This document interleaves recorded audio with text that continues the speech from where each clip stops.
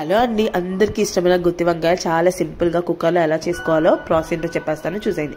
First pan పెట్టేసుకొని oil వేసుకొని పల్లీలు వేసుకోవాలి. 2 టేబుల్ స్పూన్స్ పల్లీలు అండ్ 2 టేబుల్ స్పూన్స్ పచ్చిశనగపప్పు వేసుకొని మంచిగా ఫ్రై చేసుకోవాలి. అవి ఫ్రై అయిన తర్వాత ధనియాలు ఉంటాయి కదా, ధనియాలు 1 టేబుల్ స్పూన్ వేసుకొని అవి 3 మంచిగా ఫ్రై చేసుకొని మనం మిక్సర్ గ్రైండర్లో వేసుకోవాలండి. ఆ 3 బాగా ఫ్రై అయిన తర్వాత నెక్స్ట్ మళ్ళీ అదే ప్యాన్లో ఎండుమిర్చి, ఎండు కొబ్బరి కొంచెం అండ్ చెక్క, లవంగ, యాలుక్కాయలు, 2 టేబుల్ స్పూన్స్ నువ్వులు వేసుకొని అవి కూడా మంచిగా గోల్డెన్ కలర్ వచ్చే వరకు ఫ్రై చేసుకొని చల్లారిన తర్వాత మిక్సర్ గ్రైండర్లో వెల్లుల్లి అండ్ అల్లం వేసుకొని కొంచెం ఉప్పు, పసుపు, కారం ఇవి వేసేసుకొని ఒకసారి మనం గ్రైండ్ చేసేసుకోవాలి. చల్లారిన తర్వాత అవి గ్రైండ్ చేసినప్పుడు కొంచెం వాటర్ కూడా పోసుకొని ఈ కన్సిస్టెన్సీలో గ్రైండ్ చేసుకోండి.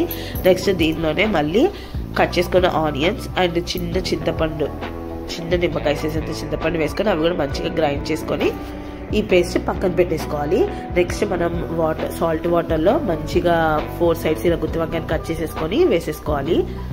పక్కన పెట్టేసుకొని మనం కుక్కర్ పెట్టేసుకొని 2 టేబుల్ స్పూన్స్ ఆయిల్ వేసుకొని జస్ట్ పచ్చిమిర్చి ఫ్రై చేశాను నేను.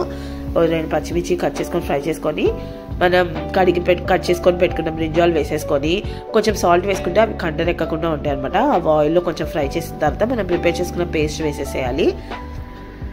ఆ పేస్ట్ వేసేసి ఒకసారి కలిపేసుకొని అవి ఉడికేటప్పుడే మనకి కన్సిస్టెన్సీ బట్టి కొంచెం వాటర్ పోసేసుకొని కలిపేసుకొని మంచిగా కొంచెం కొత్తిమీర వేసుకొని అది ఉడికించిన తర్వాత మనం మూత పెట్టేసుకోవాలన్నమాట. విజిల్ పెట్టేసుకోవాలి. కొంచెం ఉడికిన తర్వాత విజిల్ పెట్టేసుకొని సిమ్మిలో ఒక 2 విజిల్స్ రానిస్తే సరిపోతుందండి. 2 విజిల్స్ రానిచ్చాలి సిమ్మిలో.